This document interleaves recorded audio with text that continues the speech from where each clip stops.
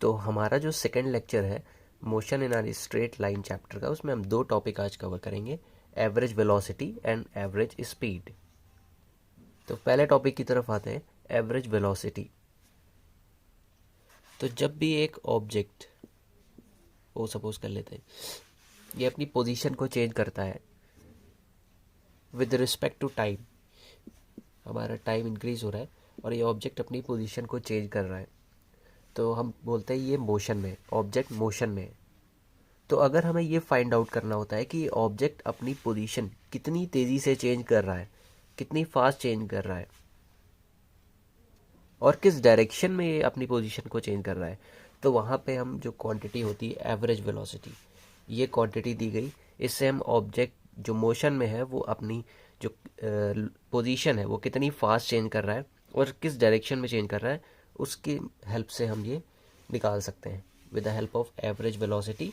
इसको हम रिप्रेजेंट करते हैं वी बार से। बार जो होता है वो एवरेज वैल्यूज़ के लिए होता है, किसी भी चीज़ की हम अगर एवरेज वैल्यू निकालते हैं तो हम बार यूज़ करते हैं, और वी फॉर वेलोसिटी, तो एवरेज वेलोसिटी। तो एवरेज वेलोसिटी क्या होता है, change in position of an object और displacement, that is change in position और डिस्प्लेसमेंट। ऑब्जेक्ट जो पोजीशन चेंज कर रहा है सपोज ए पॉइंट से बी पॉइंट के बीच में, और ये कितने टाइम इंटरवल में कंप्लीट कर रहा है, तो with respect to time interval,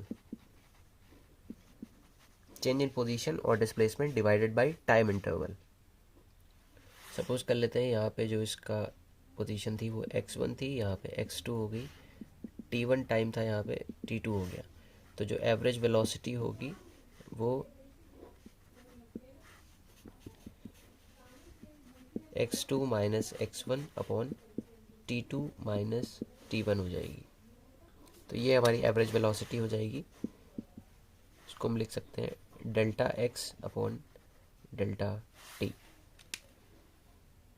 यहाँ पे हमारा डिस्प्लेसमेंट एक वेक्टर क्वांटिटी है जो कि हम ऑलरेडी देख चुके हैं, तो हमारा जो एवरेज वेलोसिटी होगा ये भी वेक्टर क्वांटिटी होगा, दोनों ही वेक्टर क्वांटिटी है। और हम देख चुके हैं डिस्प्लेसमेंट हमारा पॉजिटिव भी हो सकता है, नेगेटिव भी हो सकता है और ज़ीरो भी हो सकता है।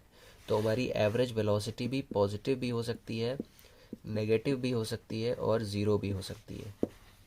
ये हमारा डिस्प्लेसमेंट के ऊपर डिपेंड करता है। डिस्प्लेसमेंट का जो साइन होगा वही हमारा एवरेज वेलोसिटी का भी साइन होगा। अब हम आते हैं एवरेज वेलोसिटी के ग्राफ्स पे, जब वो पॉजिटिव होगी, जब वो नेगेटिव होगी और जब वो ज़ीरो होगी, तो उसका ग्राफ किस तरीके का होगा। सबसे पहले आते हैं पॉजिटिव एवरेज वेलोसिटी का ग्राफ कैसा होगा, देखते हैं आइए। कुछ इस तरीके का होगा।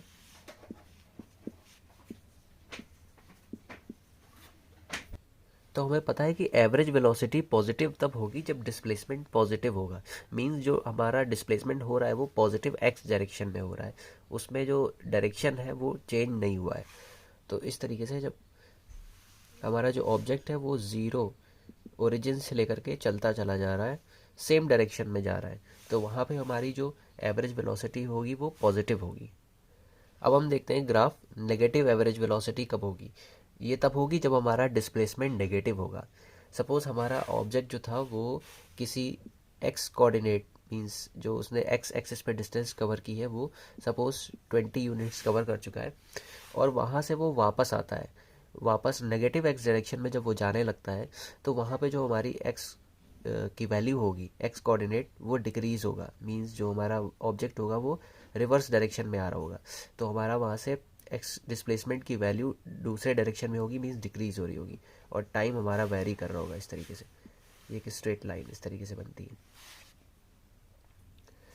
देख सकते हैं यहाँ पे हमारा जो ऑब्जेक्ट था वो इस पोजीशन पे था, यहाँ से चला होगा किसी टाइम पे और यहाँ पहुँच गया। उसके बाद जो हमारा नेगेटिव एवरेज वेलोसिटी आ रही है, वो ऑब्जेक्ट जब यहाँ से इस डायरेक्शन में ऑलरेडी जा चुका है, फिर वो वापस जब ट्रेवल करता है इस डायरेक्शन में, तो ये जब दूसरी डायरेक्शन में ट्रेवल कर रहा है, यहाँ से जो हमारा ग्राफ बनेगा वो नेगेटिव एवरेज वेलोसिटी का बनेगा।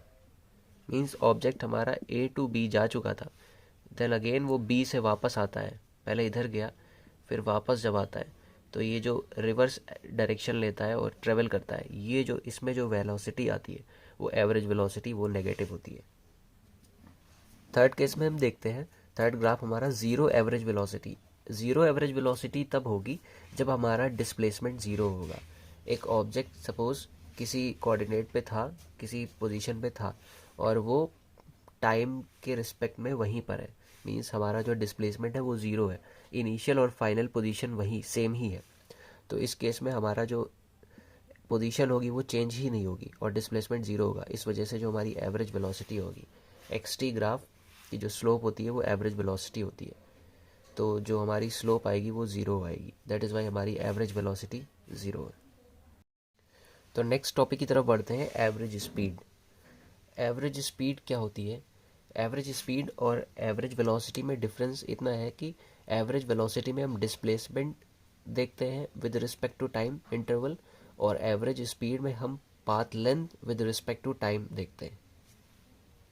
तो throughout motion, suppose example से समझते हैं। सपोज जैसे हमारा ऑब्जेक्ट पोजीशन ए पे था, देन ये 10 मीटर या फिर 10 यूनिट्स इधर शिफ्ट हुआ, बी पे आया। इसकी जो वेलोसिटी, सॉरी जो स्पीड थी वो सपोज कर लेते हैं 40 मीटर पर सेकेंड थी।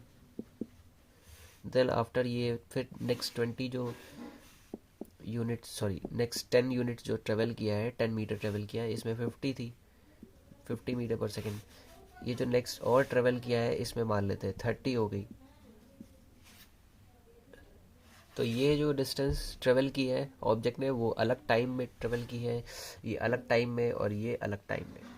तो जो एवरेज स्पीड होता है वो टोटल पाथ लेंथ, जितनी डिस्टेंस इसने कवर की है ए टू सपोज डी, जितनी भी डिस्टेंस इसने कवर की है डिवाइडेड बाई पूरा जो टाइम इसने लिया है, पूरा इतना यहाँ से यहाँ तक का टाइम इंटरवल, वही हमारी एवरेज स्पीड होगी।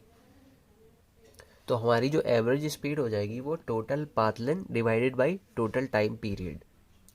एक एग्जांपल देखते हैं। सपोज हमारा ऑब्जेक्ट यहाँ पे था, ए पोजीशन पे था, यहाँ से चलना शुरू किया ऑब्जेक्ट, सपोज यहाँ पे किसी पॉइंट बी पे पहुँचा ऑब्जेक्ट। तो यहाँ पे अगर हम इसकी एवरेज वेलोसिटी और एवरेज स्पीड देखेंगे तो दोनों ही सेम होंगी, बिकॉज यहाँ से यहाँ तक का जो डिस्प्लेसमेंट होगा इनिशियल और फाइनल पोजीशन वो हमारा पाथ लेंथ के इक्वल होगा, और हमारी average velocity displacement divided by time होती है, टाइम इंटरवल होती है, और एवरेज स्पीड जो होती है वो path length divided by time interval होती है। तो यहाँ पे डिस्प्लेसमेंट और पाथ लेंथ या फिर डिस्टेंस हमारी सेम होंगी, तो एवरेज वेलोसिटी और एवरेज स्पीड दोनों ही सेम होंगी। और अगर हमारा ऑब्जेक्ट और आगे जाता है सी पॉइंट पे, तब भी हमारी डिस्प्लेसमेंट और पाथ लेंथ दोनों सेम होंगी। ये तब तक सेम होंगी जब तक ऑब्जेक्ट सेम डायरेक्शन में चलता चला जाएगा। अगर हमारा ऑब्जेक्ट जैसे ही डायरेक्शन चेंज करेगा, सपोज सी से ये वापस बी पे आ गया, तो अब हमारी जो पाथ लेंथ होगी वो A B C plus C B, ये हमारी पाथ लेंथ हो जाएगी जो भी डिस्टेंस होगी। बट जो हमारी डिस्प्लेसमेंट होगी वो ए से बी होगी, इनिशियल पोजीशन और फाइनल पोजीशन ये होगी। तो वहाँ पे हमारी डिस्प्लेसमेंट और डिस्टेंस दोनों ही चेंज हो जाएंगी, इस वजह से वहाँ पे एवरेज वेलोसिटी और स्पीड दोनों ही चेंज हो जाएंगी। तो कह सकते हैं कि डिस्प्लेसमेंट इक्वल्स टू डिस्टेंस या फिर average velocity equals to average speed तब तक होंगी जब तक ऑब्जेक्ट सेम डायरेक्शन में चलेगा। रिमेनिंग टॉपिक्स हमारी नेक्स्ट वीडियोस में होंगे। Please like, subscribe and share अगर आपको अच्छा लगा।